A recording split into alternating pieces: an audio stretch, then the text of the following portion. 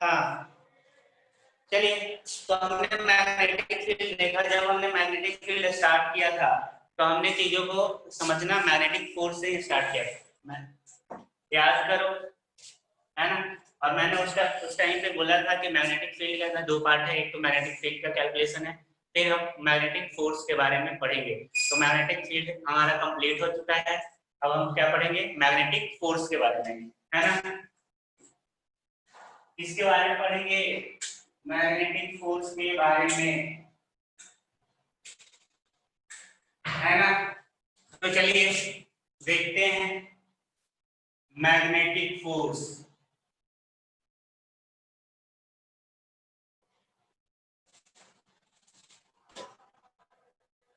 Magnetic force हमने देखा था जब चार्ज रेस्ट में होता है ना, या इलेक्ट्रिक फील्ड के अंदर रहता है तो उस पर इलेक्ट्रोस्टैटिक फोर्स लगता है, लेकिन जब चार्ज मोशन करता है तब मैग्नेटिक फोर्स लगता है। तो बेसिकली इलेक्ट्रोस्टैटिक फोर्स हो या फिर मैग्नेटिक फोर्स हो, दोनों टाइप है इलेक्ट्रोमैग्नेटिक फोर्स का, है ना।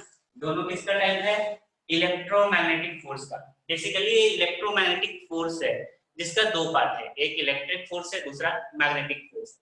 अब मैग्नेटिक फोर्स में हमने देखा था या फिर देखेंगे भी कि मैग्नेटिक फोर्स जो है वो वेलोसिटी पे डिपेंड करता है। मैग्नेटिक फोर्स लगने के लिए चार्ज को मूव करना जरूरी है। अब चार्ज मूव करेगा इसका मतलब चार्ज के पास वेलोसिटी होगा, और जब हम वेलोसिटी डिफाइन करते हैं तो वेलोसिटी हम किसी फ्रेम ऑफ रेफरेंस के रिस्पेक्ट में करते हैं, है ना। तो मैं कहना यह चाह रहा हूं कि मैग्नेटिक फोर्स जो है वो फ्रेम पे डिपेंड करेगा, वो फ्रेम पे डिपेंड करेगा। इसके बारे में आगे डिस्कस करेंगे। अभी हम देखते हैं कि मैग्नेटिक फोर्स होता क्या है। तो याद करो, मैंने बोला था कि मान लो एक कंडक्टर है, मान लो एक कंडक्टर है, हमने एक कंडक्टर ले लिया, है ना, और वो करंट कैरी कर रहा है आई। और हमने देखा था कि अगर पास में कोई चार्ज पार्टिकल रखेंगे, पास में अगर कोई चार्ज पार्टिकल रखेंगे और अगर वो रेस्ट में है तो किसी तरह का कोई फोर्स नहीं लगता था, लेकिन जब हम इसको प्रोजेक्ट करेंगे, कुछ वेलोसिटी प्रोवाइड करेंगे इसको,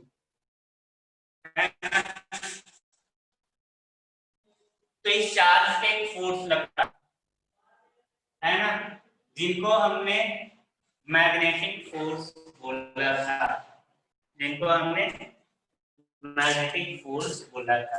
अब मैंने इसलिए किया, हमें पता है कि जो करंट कंडक्टिंग वायर है वो अपने आसपास में मैग्नेटिक फील्ड प्रोड्यूस करता है। तो बेसिकली यहाँ पे जो एक करंट कैरिंग कंडक्टर है इसका काम है मैग्नेटिक फील्ड प्रोड्यूस करना, है ना। और फिर यानी कि इस चार्ज के आसपास में एक मैग्नेटिक फील्ड एग्जिस्ट कर रहा होगा, कैसा, क्रॉस कर रहा होगा। अब ये चार्ज पार्टिकल मैग्नेटिक फील्ड में है और ये जब रेस्ट में होता है तो किसी तरह का कोई डिफ्लेक्शन नहीं होता। हमने इस पे बहुत ज्यादा डिस्कशन किया था मैग्नेटिक फील्ड जब मैंने स्टार्ट किया था। और जब अगर इसको हम कुछ वेलोसिटी प्रोवाइड कर देंगे इस चार्ज पार्टिकल को, तो देखा गया है कि चार्ज पार्टिकल जो है अपने पाथ से डिफ्लेक्ट हो जाता है। इसका मतलब इस पे कोई नया टाइप का फोर्स लगता है जिसको हमने बोला था मैग्नेटिक फोर्स, है ना। तो बेसिकली हो क्या रहा है कि अगर कोई चार्ज पार्टिकल मैग्नेटिक फील्ड में मोशन करेगा तो उस पे एक फोर्स लगता है जिसको हम क्या बोलते हैं, मैग्नेटिक फोर्स। अगर कोई चार्ज पार्टिकल मैग्नेटिक फील्ड के अंदर मोशन करेगा तो उस पे एक फोर्स एक्सपीरियंस होता है जिसको हम बोलते हैं मैग्नेटिक फोर्स। चलिए, तो ये मैग्नेटिक फोर्स होता कैसे है भाई। तो मान लीजिए कि मैग्नेटिक फील्ड जो है स्पेस में है, डी मैग्नेटिक फील्ड है मान लो, है ना, और कोई चार्ज पार्टिकल मोशन कर रहा है जिसका चार्ज क्या है, क्यू, है ना। तो ऐसा देखा गया कि जो मैग्नेटिक फोर्स है,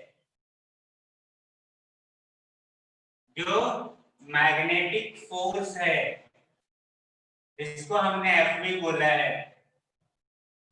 वो मैग्नेटिक फोर्स जो है वो डायरेक्टली प्रोपोर्शनल होता है, डायरेक्टली प्रोपोर्शनल होता है intensity of magnetic field, directly proportional होता है इंटेंसिटी ऑफ मैग्नेटिक फील्ड के। क्लियर है? दूसरा चीज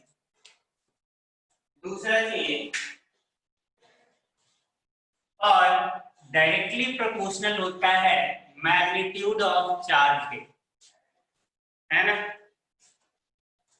किसी मैग्नेटिक फील्ड में किसी चार्ज पार्टिकल को वेलोसिटी इम्पार्ट किया गया तो प्रैक्टिकली दो तीन चीजें ऑब्जर्व की गई। पहला क्या कि जो मैग्नेटिक फोर्स का मैग्नीट्यूड था वो डायरेक्टली प्रोपोर्शनल था इंटेंसिटी ऑफ मैग्नेटिक फील्ड के, डायरेक्टली प्रोपोर्शनल था मैग्नीट्यूड ऑफ चार्ज के, एंड डायरेक्टली प्रोपोर्शनल होता है v sin थीटा के, वेयर थीटा जो है वो है एंगल बिटवीन, थीटा क्या है? Angle between magnetic field and velocity, magnetic field and velocity, है ना। तो बेसिकली मैग्नेटिक फोर्स जो है वो इन तीन बातों पे डिपेंड करता है। और क्या था, और क्या ऑब्जर्व किया गया कि मैग्नेटिक फोर्स जो है इज परपेंडिकुलर, मैग्नेटिक फोर्स जो है वो परपेंडिकुलर होता है वो both velocity and magnetic field के। क्या बोल सकते हो कि वेलोसिटी एंड मैग्नेटिक फील्ड के प्लेन के परपेंडिकुलर में मैग्नेटिक फोर्स लगता है, यानी कि magnetic force is perpendicular to B and B vector, है ना। ये सारे ऑब्जर्वेशन है। क्लियर है? तो यहां से अगर देखें तो ये देख के हम बोल सकते हैं क्या कि जो मैग्नेटिक फोर्स है ना, जो मैग्नेटिक फोर्स है वो क्या हो जाएगा Q V B sine theta, यही हो जाएगा ना अगर तीनों को एक साथ कर लें। सही है, यानी कि ये है मैग्नेटिक फोर्स। और यहाँ से एक चीज हमें पता चल रहा है कि मैग्नेटिक फोर्स जो है वो V एंड V के परपेंडिकुलर है। इसका मतलब कि इक्वेशन जो है वो बेसिकली इस तरह का होगा V क्रॉस T। तो वेक्टर फॉर्म में अगर लिखेंगे मैग्नेटिक फोर्स को तो वो क्या होता है Q into V cross V, Q into V cross V। Clear है? क्लियर है। अब यहाँ पे देख लो, अगर वेलोसिटी वेक्टर पैरेलल हो जाए किसके? मैग्नेटिक फील्ड वेक्टर के, है ना। तो थीटा क्या हो जाएगा? 0। और मैग्नेटिक फोर्स क्या होगा? 0। यानी कि अगर मैग्नेटिक फील्ड के अंदर किसी चार्ज पार्टिकल को वेलोसिटी प्रोवाइड करोगे, मैग्नेटिक फील्ड के अंदर किसी चार्ज पार्टिकल को वेलोसिटी प्रोवाइड करोगे parallel to the magnetic field, तो किसी तरह का कोई डिफ्लेक्शन नहीं आएगा। समझे? और if V is perpendicular to B,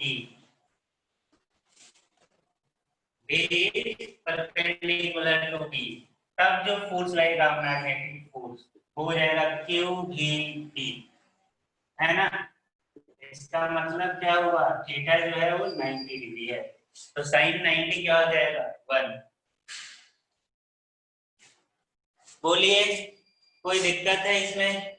इन सब बातों में समझने में कुछ भी, है ना।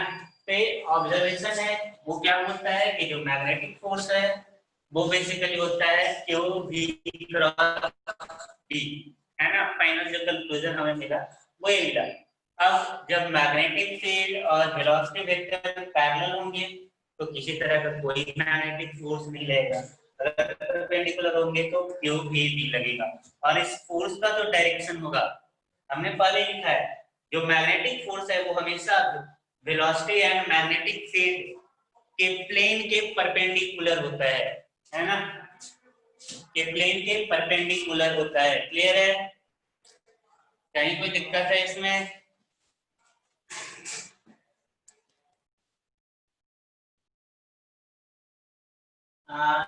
इस चैप्टर का मॉड्यूल मॉड्यूल हम आगे ले जाओ, हो गया है, बन गया है, मैंने बनवा दिया है, मिल रहा होगा।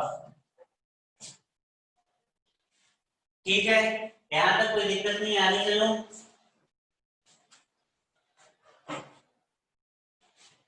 आगे चलो बेटा, चलो। तो मैग्नेटिक फोर्स का फॉर्मूला में मिल गया कि क्या होता है, क्यू वी क्रॉस बी, यानी कि यहाँ भी क्रॉस प्रोडक्ट है। और क्रॉस प्रोडक्ट के लिए हमें पता है कि हम किस तरह से डायरेक्शन पता करेंगे। तो देख लो, अगर डायरेक्शन ऑफ मैग्नेटिक फोर्स की बात करें, डायरेक्शन ऑफ मैग्नेटिक फोर्स,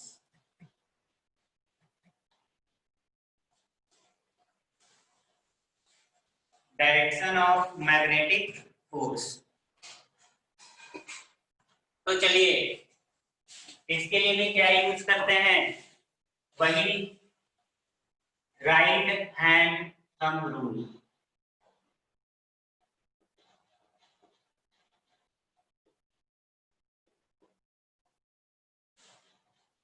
क्या यूज करेंगे, राइट हैंड थंब रूल, है ना। राइट हैंड थंब रूल कैसे देखेंगे, तो देखिए right hand thumb rule apply करने के लिए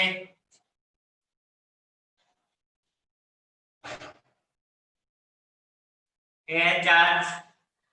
मान लो मैग्नेटिक फील्ड किधर है, अंदर के तरफ,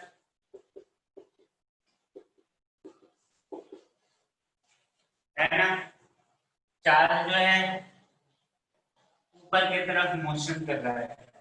मैग्नेटिक फील्ड किधर है, क्रॉस मतलब बताया था इनवर्स, है ना। मैग्नेटिक फील्ड किधर है, अंदर के तरफ। तो क्या करेंगे, थंब को डायरेक्शन और वेलोसिटी लिखेंगे, यानी कि थंब को कैसे रखना है, इन डायरेक्शन ऑफ वेलोसिटी। थंब को किधर रखना है, इन डायरेक्शन ऑफ वेलोसिटी। और ये जो फोर फिंगर है, फोर फिंगर को मैग्नेटिक फील्ड के डायरेक्शन में पॉइंट करना है। Four finger pointing towards magnetic field, है ना। फोर फिंगर को किस तरफ रखना है, मैग्नेटिक फील्ड के डायरेक्शन में। देन एरिया वेक्टर ऑफ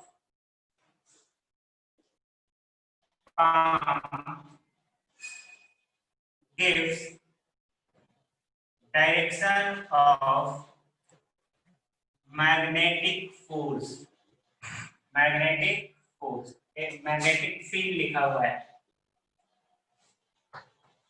समझ गया ना। यानी कि नॉर्मल सा केस है, अगर मैग्नेटिक फील्ड क्रॉस है और कोई चार्ज पार्टिकल ऊपर की तरफ मोशन कर रहा है, तो सबसे पहले क्या करना है, थंब को रखना है डायरेक्शन ऑफ वेलोसिटी के तरफ, तो हमने रख दिया।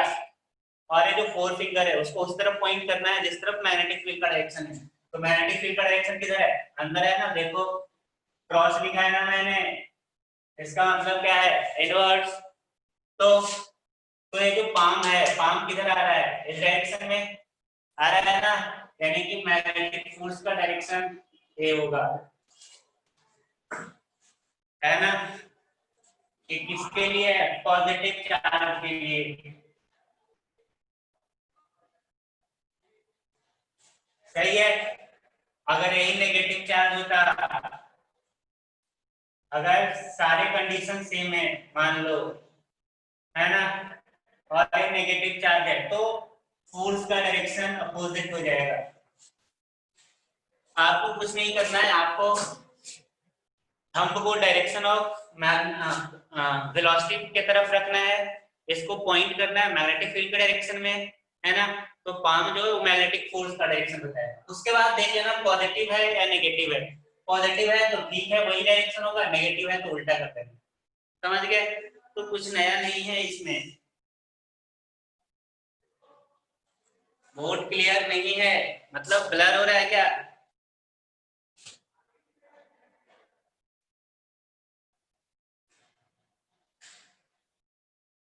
अब ठीक है।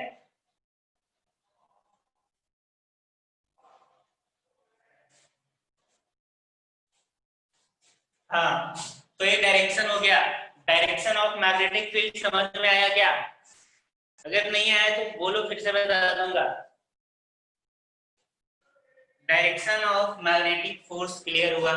क्या करना है? राइट हैंड उठाना है, थंब को रखना है direction of magnetic field, four finger को उस तरफ उसके मैग्नेटिक फील्ड के डायरेक्शन में रखना है, वेलोसिटी के डायरेक्शन में रखा थंब को, फोर फिंगर को मैग्नेटिक फील्ड के डायरेक्शन में। तो पाम क्या बताएगा? Direction of magnetic force.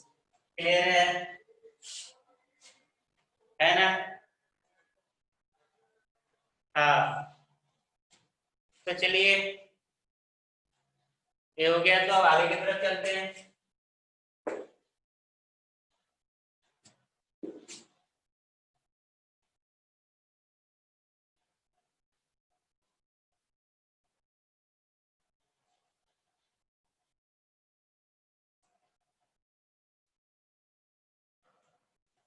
चलिए अब देखो motion of charge, motion of charge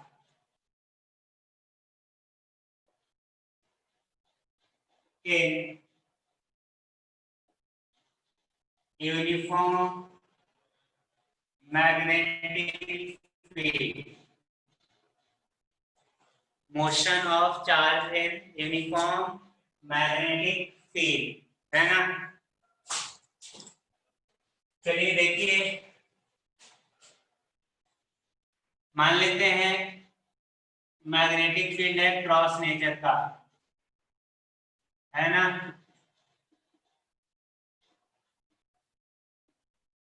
हमने मान लिया कि मैग्नेटिक फील्ड कैसा है? क्रॉस नेचर का और यूनिफॉर्म है। मान लो इसके अंदर कोई चार्ज है क्यू, है ना, उसको प्रोजेक्ट किया गया v वेलोसिटी से। ध्यान से देखो, तो जब v वेलोसिटी से प्रोजेक्ट किया गया तो इस पे क्या लगेगा? Magnetic force. तो मैग्नेटिक फोर्स का डायरेक्शन क्या होगा? तो देखो, पहले थंब को रखेंगे हम वेलोसिटी के डायरेक्शन में, और फोर फिंगर को मैग्नेटिक फील्ड के डायरेक्शन में। तो मैग्नेटिक फील्ड किधर है? अंदर, तो अंदर की तरफ रख दिया, है ना। तो पाम बताएगा मैग्नेटिक फोर्स का डायरेक्शन। तो मैग्नेटिक फोर्स किधर आ रहा है? ऊपर की तरफ, है ना। ध्यान से देखिए, अरे होगा, यानी कि ये परपेंडिकुलर है। अब इसके परपेंडिकुलर लग रहा है तो कुछ टाइम बाद चार्ज पार्टिकल जो है वो आगे इधर जाके कहीं इधर आ जाएगा और इसकी वेलोसिटी इधर हो जाएगी। सोच के देख, हो जाएगी ना। अब एक चीज आप यहाँ ध्यान से देखिए, मैग्नेटिक फोर्स जो है वो वेलोसिटी के परपेंडिकुलर है ना। तो जो मैग्नेटिक फोर्स है वो वेलोसिटी के मैग्नीट्यूड को चेंज नहीं कर सकता, है ना, क्योंकि 90 डिग्री पे है। अरे देखना, मैग्नेटिक फोर्स का जो वर्क डन होगा वो हमेशा क्या होगा? जीरो होगा, क्योंकि जो डिस्प्लेसमेंट है किसी भी इंस्टेंट में जो चार्ज पार्टिकल है वो आगे जा रहा होगा और फोर्स उसके परपेंडिकुलर लग रहा होगा। तो मैग्नेटिक फोर्स का वर्क डन क्या होगा? जीरो। या मैं इस तरह से बोल सकता हूँ कि जो स्पीड ऑफ चार्ज पार्टिकल है चेंज नहीं होने वाला है, वो क्या, तो डायरेक्शन ऑफ मोशन चेंज करेगा। क्या होगा, डायरेक्शन ऑफ मोशन चेंज करेगा। और इतना आपको पहले से पता है कि जब वेलोसिटी और फोर्स परपेंडिकुलर होते हैं तो चार्ज पार्टिकल का जो मोशन है वो सर्कुलर होता है, पता है ना, सर्कुलर मोशन पढ़ा था ना यार, यही तो कंडीशन था। अरे था ना। तो यहाँ पे देख, यहाँ पे जब चार्ज पार्टिकल आएगा तो उस पे मैग्नेटिक फोर्स किधर लग रहा होगा, अंदर की तरफ इधर लग रहा होगा ना, सोच के देखिए। फिर किसी टाइम चार्ज पार्टिकल इधर आएगा और इस पे फोर्स किधर लग रहा होगा, इधर सेंटर की तरफ। यानी कि ये जो फोर्स है मैग्नेटिक फोर्स हमेशा लग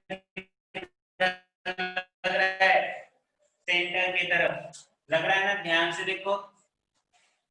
और हमें अच्छे से पता है कि जब वेलोसिटी और फोर्स परपेंडिकुलर हो तो पार्टिकल का जो मोशन होता है वो सर्कुलर बन जाता है।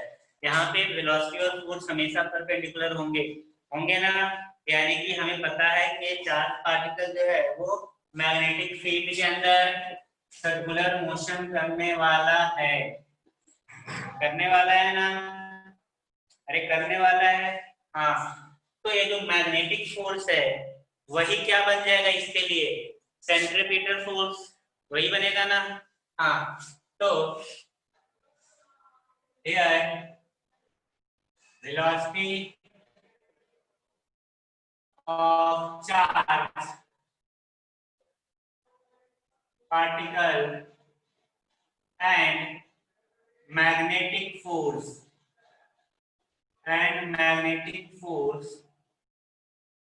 are perpendicular।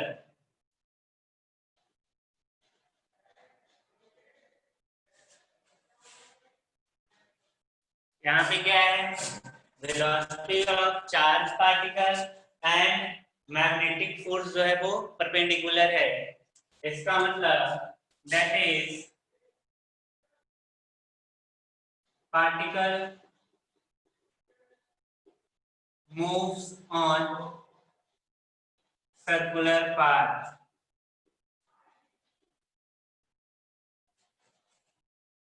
है ना, एंड मैग्नेटिक फोर्स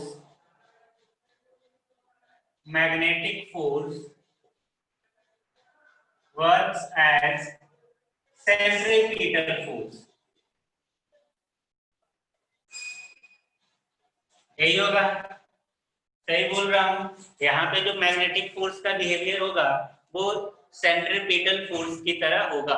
तो हम इक्वेट कर सकते हैं मैग्नेटिक फोर्स को सेंट्रीपिटल फोर्स से, यानी कि ये जो मैग्नेटिक फोर्स है वो कौन सा फोर्स है एक्चुअली में, सेंट्रीपिटल फोर्स है ना। तो अगर मैग्नेटिक फोर्स लिखेंगे तो क्या हो जाएगा, Q B T sine theta. तो साइन थीटा मैग्नेटिक फील्ड और वेलोसिटी एक दूसरे के परपेंडिकुलर है, वेलोसिटी आगे की तरफ है, मैग्नेटिक फील्ड अंदर की तरफ है ना। तो यहाँ आप देख के बता सकते हैं, तो हो जाएगा साइन 90।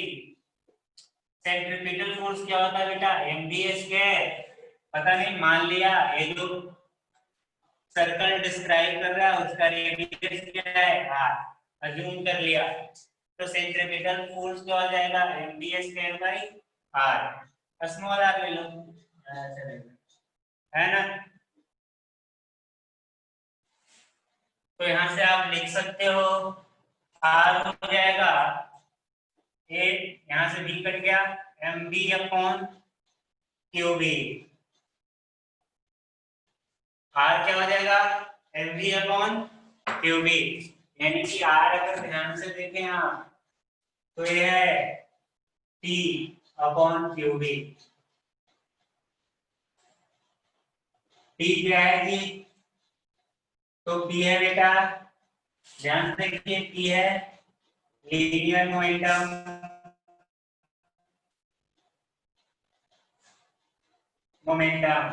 है ना, एम बी। पी क्या है, लीनियर मोमेंटम, क्लियर है। तो यहाँ आर जो क्या हो पी अपॉन क्यू बी, और लिख सकते हो आपको पता है P equals root under 2m के भी होता है ना। तो इस फॉर्मूले को इस तरह से भी लिख सकते हो 2mk अपॉन qd,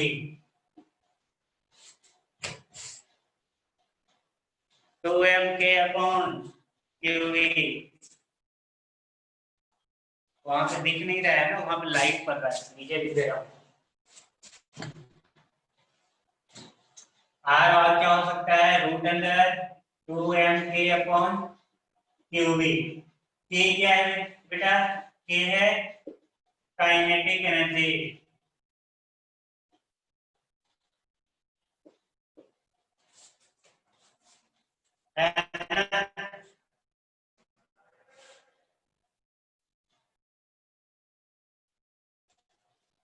तो इस तरह से भी लिख सकते हैं, यानी कि जिस सर्कुलर पाथ को वो डिस्क्राइब करेगा उसका रेडियस क्या होगा वो भी हम कैलकुलेट कर सकते हैं आसानी से।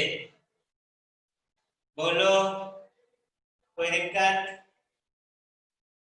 कोई दिक्कत है इसमें? नहीं, आगे की तरफ बढ़ा जाए।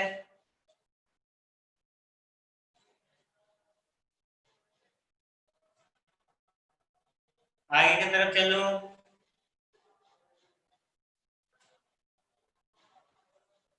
चलिए आगे की तरफ चलते हैं। तो अब हमने रेडियस कैलकुलेट कर लिया है ना। अब एक चीज तो हमें पता है कि जो स्पीड होगा वो क्या होगा, कांस्टेंट होगा ना। जो चार्ज पार्टिकल है उसका स्पीड कांस्टेंट होगा, कारण बता दिया कि जो फोर्स लग रहा है वो उसके परपेंडिकुलर में लग रहा है। तो जो मैग्नेटिक फोर्स है वो सिर्फ और सिर्फ चार्ज पार्टिकल के डायरेक्शन को चेंज करेगा, वो उसके वेलोसिटी के मैग्नीट्यूड को चेंज नहीं करेगा। तो वेलोसिटी तो वही रहेगा। तो अगर पूछा जाए कि इसका टाइम पीरियड क्या होगा, अब क्योंकि क्या होगा, ये ऐसे रोटेट करता रहेगा सर्कुलर मोशन में करेगा ना। अगर आपने एक बार वेलोसिटी प्रोवाइड कर दिया तो वेलोसिटी चेंज होने वाला नहीं है, तो सर्कुलर पाथ पे रोटेट करेगा। तो जब वो सर्कुलर पाथ पे रोटेट करेगा तो उसका टाइम पीरियड लिख सकते हैं, फ्रीक्वेंसी लिख सकते हैं, है ना। तो अगर टाइम पीरियड की बात करें, टाइम पीरियड, तो टाइम पीरियड क्या हो जाएगा, टाइम पीरियड हो जाएगा बेटा, एक एक चक्कर लगाने में कितना डिस्टेंस चलेगा, तो एक चक्कर लगाने में चलेगा 2πr, यही चलेगा ना। और किस स्पीड से चल रहा है भाई, तो v से। तो यही टाइम लगेगा ना, वन चक्कर लगाने में, एक ऑसिलेशन लगाने में टाइम क्या लगेगा, 2πr अपॉन v। तो टाइम पीरियड t अगर लिखें तो हो जाएगा 2πv।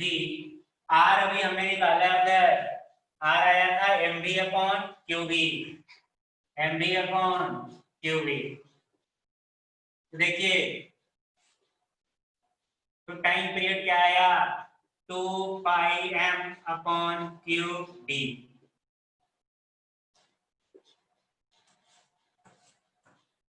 2πm upon qv, time period क्या आया, 2πm अपॉन qv।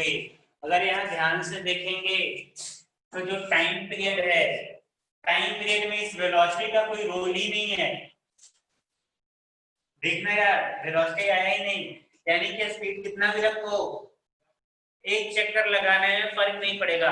टाइम पे किन किन बातों पे डिपेंड करता है भाई, तो मास ऑफ चार्ज पार्टिकल पे, मास ऑफ चार्ज पार्टिकल पे,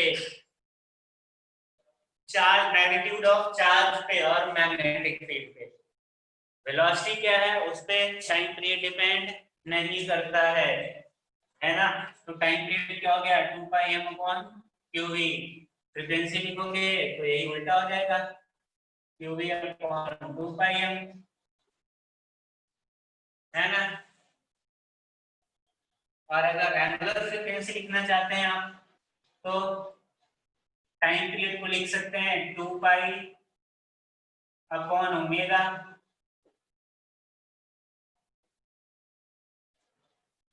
तो यहां से ओमेगा क्या आएगा, qd अपॉन m।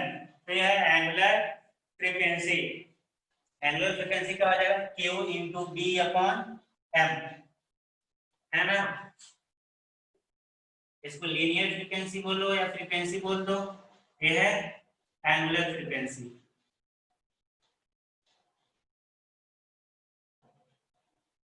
है ना। ओमेगा क्या है, एंगुलर फ्रीक्वेंसी। एफ क्या है, एफ को सिर्फ फ्रीक्वेंसी बोलो या लीनियर फ्रीक्वेंसी बोल सकते हो। टी है टाइम पीरियड। तो इस तरह से हम बता सकते हैं, है ना। तो हमने टाइम पीरियड कैलकुलेट कर लिया एक चक्कर लगाने में, क्लियर है। हाँ, चलिए अब थोड़ा आगे की तरफ बढ़ते हैं। तो ये सब इम्पोर्टेंट है, ये सबको ध्यान में रखो क्योंकि सारा कुछ इसी पे होने वाला है। एंगुलर फ्रीक्वेंसी क्या है, क्यूवी अपॉन एम, इसको यूज करूंगा अभी तुरंत आगे जाके। टाइम पीरियड क्या होता है, 2 पाई एम अपॉन क्यूवी, है ना। अगर आप ध्यान से देखो तो यहाँ पे जो एंगल आ रहा है इसको जनरलाइज किया जा सकता है। एक चक्कर लगाने में कितना रोटेट करेगा, 2 पाई, तो 2 पाई आया है। अगर एक चक्कर नहीं लगाएगा, मान लो आधा सर्कल घूमा, यहाँ से यहाँ तक गया, सिर्फ यहाँ से यहाँ तक, तो यहाँ से यहाँ तक जाने में टाइम कितना लगेगा, टाइम पीरियड का आधा, यानी कि पाई एम अपॉन क्यू बी, तो हट जाएगा पाई एम अपॉन क्यू बी। तो बेसिकली एंगल कितना बना रहा है सेंटर पे, पाई। तो आप एक जनरल फॉर्मूला बना सकते हो, अभी मैं बता रहा हूँ, क्लियर है। हाँ, अब चलिए, अब इसमें बहुत सारे केस बनते हैं, तो केस दिखा देता हूँ कौन कौन से केस बनेंगे।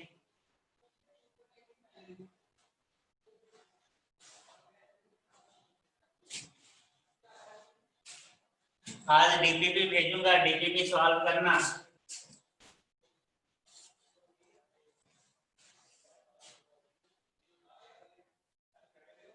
ठीक है, आज डीपीपी मैं सेंड करूंगा, उसको सॉल्व करना। चलिए, अब मान लीजिए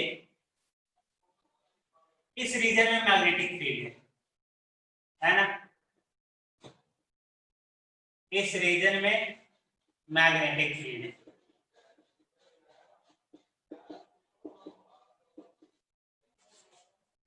सही है। देखो, और मान लो कोई चार्ज पार्टिकल इधर से भाग के आया, कोई एक चार्ज पार्टिकल चार्ज क्यू है और मास एम है ना। वो इंटर किया यहाँ से इस तरीके से, सपोज इंटर करने वाला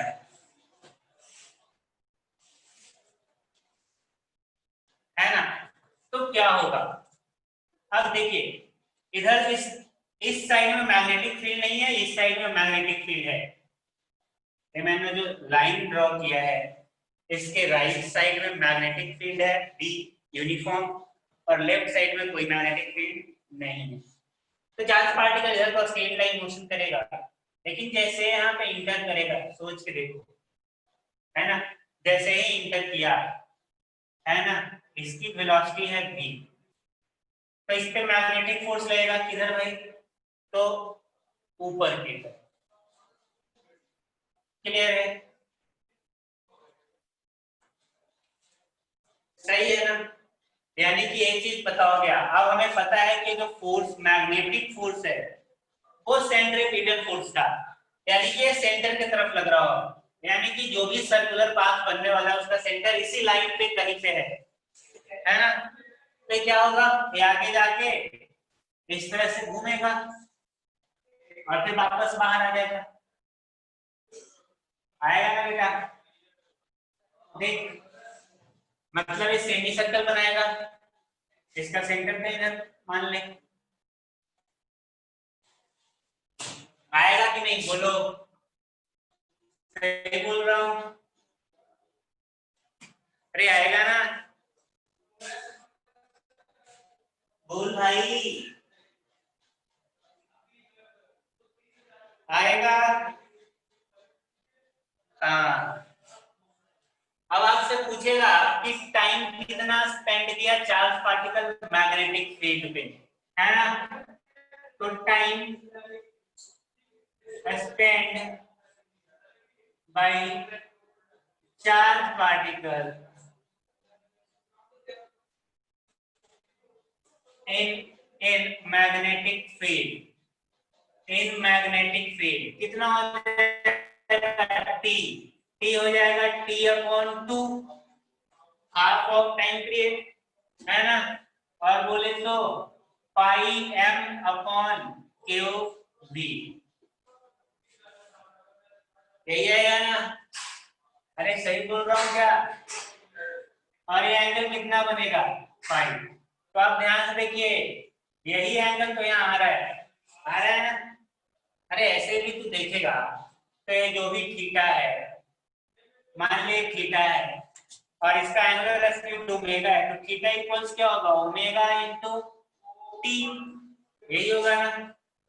सोच के देख बेटा, ये जो थीटा रोटेट करेगा ये क्या होगा, omega into T. Circular motion पढ़ा है ना। तो थीटा इक्वल्स ओमेगा टी ही होने वाला है। तो अगर वैसे भी हम देखें तो ओमेगा क्या है, तो ओमेगा अभी हमने थोड़ी देर पहले निकाला था, ये था क्यू बी बाई एम, है ना।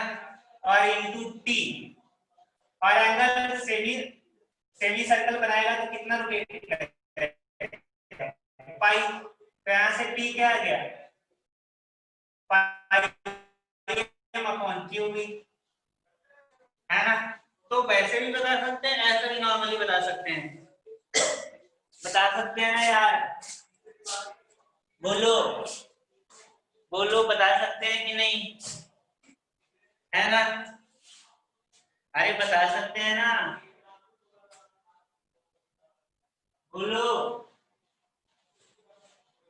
हाँ, तो आया pi M upon Q B. Clear है, क्लियर है। चलिए आगे चलते हैं।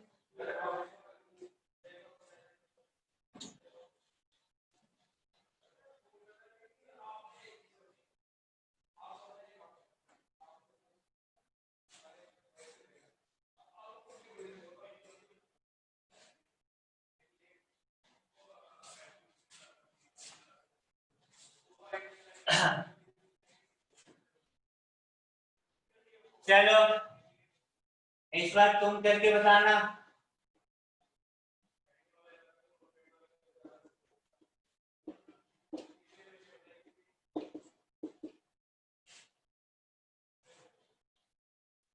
मान लो इधर से कोई चार्ज पार्टिकल इंटर किया, है ना।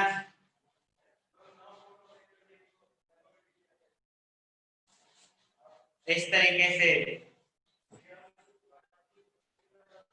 और ये एंगल कितना, थीटा। तो इस तरह से इंटर करेगा तो ये ऐसे चक्कर निकाल लगाते हुए बाहर निकलेगा, निकलेगा ना भाई।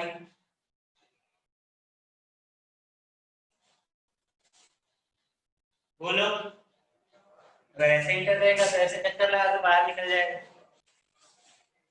है ना। और इसमें कितना टाइम स्पेंड करेगा,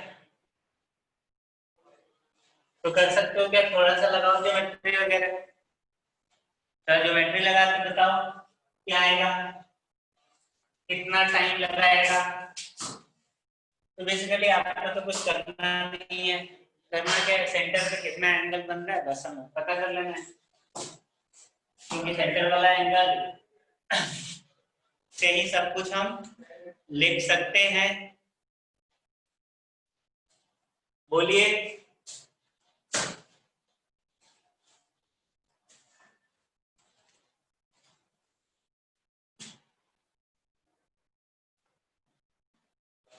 है ना।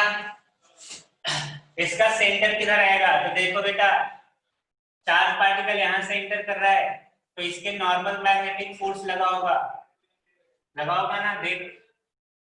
अरे इसके नॉर्मली मैग्नेटिक फोर्स लगेगा ना वेलोसिटी के, क्योंकि वेलोसिटी इनिशियली तो इधर था, यानी कि इधर कहीं सेंटर है।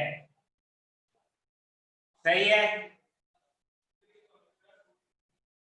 है कि नहीं? यहाँ से भी नॉर्मल ड्रॉ कर दो क्योंकि यहाँ भी नॉर्मल होगा।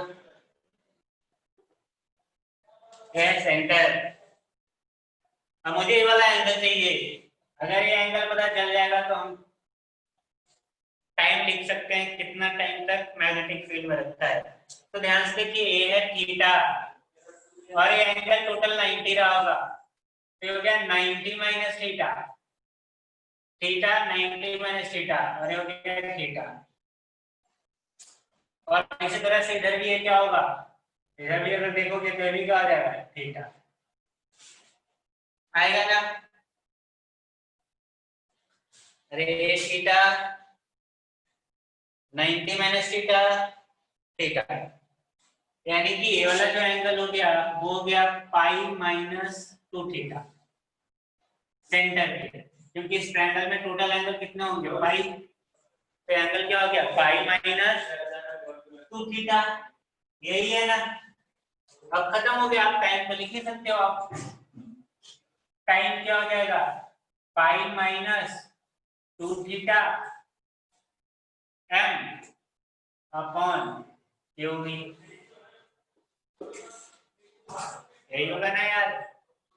अभी तो बताया था थीटा, ये भी यहाँ पे जो भी एंगल बनेगा तो यहाँ पे एंगल कितना बना है पाई माइनस 2 थीटा, इसको क्या लिखेंगे ओमेगा इंटू टी, ओमेगा क्या होता है Q V upon M into T, pi minus 2 theta, तो टी क्या आ जाएगा pi minus 2 theta into M upon Q we.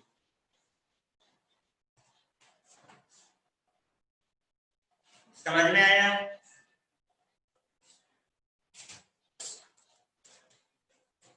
अरे आया ना?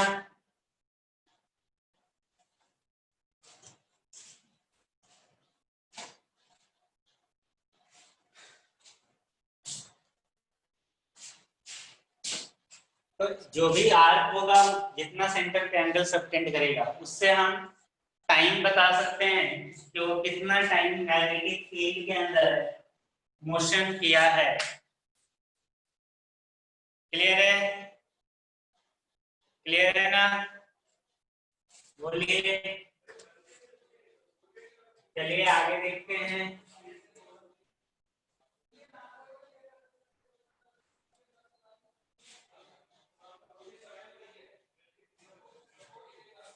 यानी कि अगर नॉर्मली लिखोगे आप, नॉर्मली नॉर्मल केस अगर मैं बताऊं,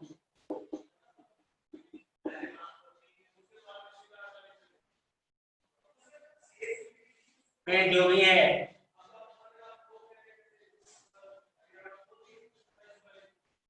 अगर इस सेंटर पे थीटा एंगल बना रहा है चार्ज पार्टिकल, तो टाइम पीरियड हो जाएगा थीटा एम अपॉन क्यू, है ना? बस ध्यान रखना है कि ये थीटा जो होगा वो रेडियन में लिखेंगे, थीटा जो है उसको रेडियन में लिखेंगे। अब एक छोटा सा केस देता हूँ कोई कर, है ना? इधर मैग्नेटिक फील्ड है,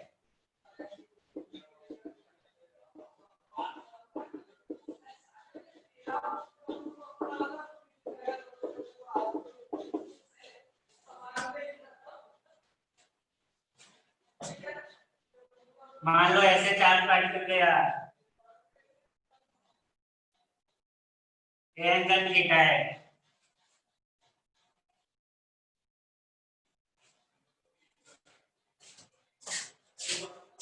तो क्या कैसे निकलेगा? तो देखिए ऐसे जा रहा है, सोच के देखो फोर्स किधर रहेगा, इधर ना, यानी कि सेंटर इस तरफ होगा तो ऐसे घूमेगा, इसको ध्यान रखना है।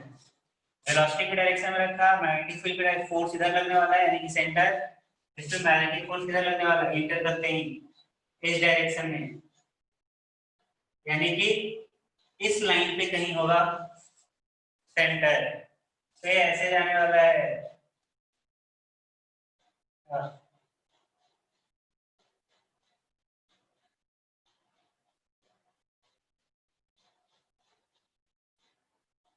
है ना?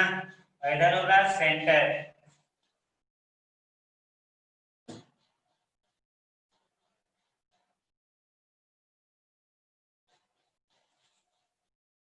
सही है, और ये थीटा से निकलेगा। अब सेंटर पे कितना एंगल बन रहा है ये पता करना पड़ेगा, ये वाला। अरे कितना रोटेट किया है, सही रोटेट किया है ना, है कि नहीं?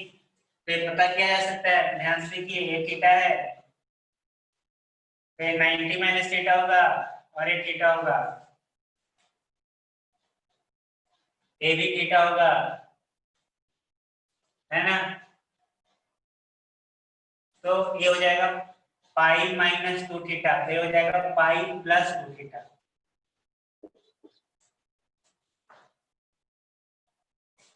अरे होगा ना, देख सही बोल रहा हूँ, होगा कि नहीं?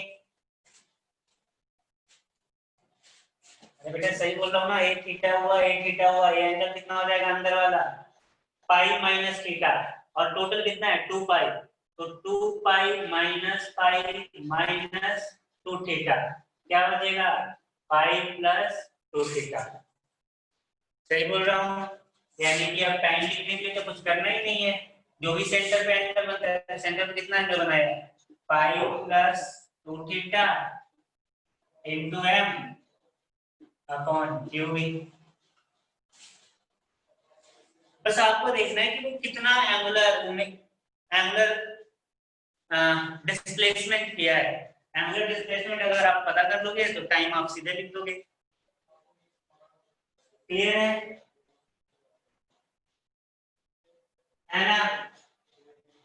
बारे नहीं रखते हैं, बाकी कल डिस्कस करेंगे। ये तब था जब वेलोसिटी और मैग्नेटिक फील्ड एक दूसरे के परपेंडिकुलर थे। पैरेलल में तो फोर्स ही नहीं लेगा, तो वो तो पहले ही खत्म हो गया। अभी परपेंडिकुलर वाला मैंने सारे कंडीशन देख ली। परपेंडिकुलर में जब भी रहेगा तो सर्कुलर मोशन होगा। अगर वेलोसिटी एंड मैग्नेटिक फील्ड एक दूसरे के परपेंडिकुलर है तो चार्ज पार्टिकल जो है वो हमेशा सर्कुलर मोशन करेगा। और ये सारा उसी का केस था, है ना? इस सब में सर्कुलर मोशन हुआ है। आगे हम देखेंगे कि अगर वेलोसिटी और मैग्नेटिक फील्ड परपेंडिकुलर ना हो, यानी कि वेलोसिटी और मैग्नेटिक फील्ड के बीच में कुछ एंगल हो, उस केस में क्या होगा वो देखेंगे हम अगले क्लास में। ठीक है, थैंक यू। हाँ अवेलेबल है, मॉड्यूल अवेलेबल है, आके ले जाइए।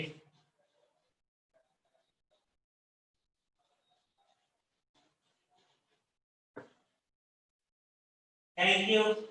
आज नहीं रखते हैं फिर, आज डीपीपी डालूंगा, डीपीपी सॉल्व करना है ना। मैग्नेटिक फील्ड्स के पहले जो भी मैंने पढ़ाया वो सारे डीपीपी डाल दूंगा। मैग्नेटिक फोर्स का भी होगा, मैग्नेटिक फोर्स का कल का 2 क्लास बात करना, अभी मैग्नेटिक फील्ड वाला करना।